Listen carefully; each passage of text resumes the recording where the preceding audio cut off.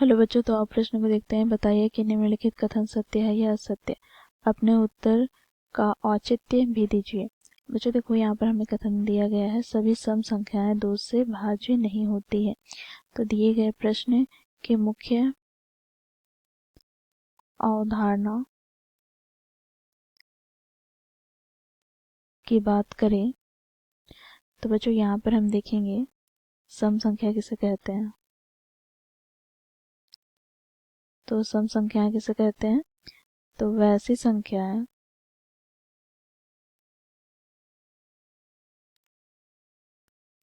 जो 2 का गुणज हो अथवा 2 से पूर्णतः विभाजित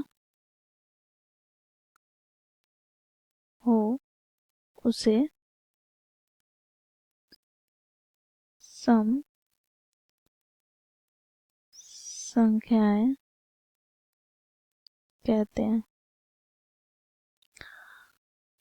उदाहरण के तौर पर देखिए तो बच्चों देखो, जैसे 2, 4, 6, 8 ये सभी, ठीक है। अब बच्चों देखो यहाँ पर 2, 4, 6 ये सम संख्या है, परंतु बच्चों देखो यहाँ पर हम शून्य को लेकर चलते हैं, ठीक है।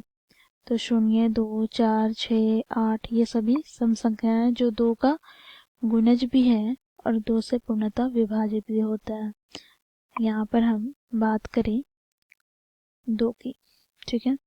तो 2 को हम जब 2 से विभाजित करते हैं तो ये हमें 1 प्राप्त होता है, अर्थात पूर्णतः विभाजित हो जाता है, अर्थात शेषफल यहाँ पर 0 प्राप्त हो जाता है। अब 2 को ही हम क्या लिख सकते हैं? देखो 2 गुना 1, अर्थात ये 2 का गुणज भी है। तो इस मुख्य उदाहरण की सहायता से बच्चों हम दिए गए प्रश्न को हल करेंगे। बच्चों प्रश्न में क्या कहा गया है? देखो सभी सम संख्याएं 2 से भाज्य नहीं होती है। भाज्य अर्थात विभाज्य।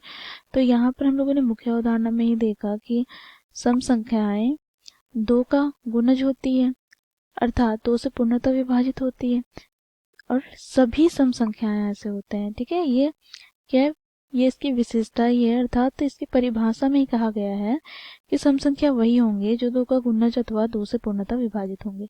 तो यहाँ पर हम सम संख्या में कोई भी संख्या ले लें तो वह 2 का गुणज भी होगा, और जब वो 2 का गुणज है तो वो 2 से विभाज्य भी होगा, ठीक है। तो बच्चों देखो, मुख्य उदाहरण की सहायता से हम कह सकते हैं कि दिया गया कथन असत्य है, ठीक है। तो इस प्रकार हम लोगों ने मुख्य उदाहरण की सहायता से दिए गए प्रश्न को असत्य साबित किया। आशा करती हूँ आप लोगों को यह प्रश्न समझ में आया होगा। धन्यवाद।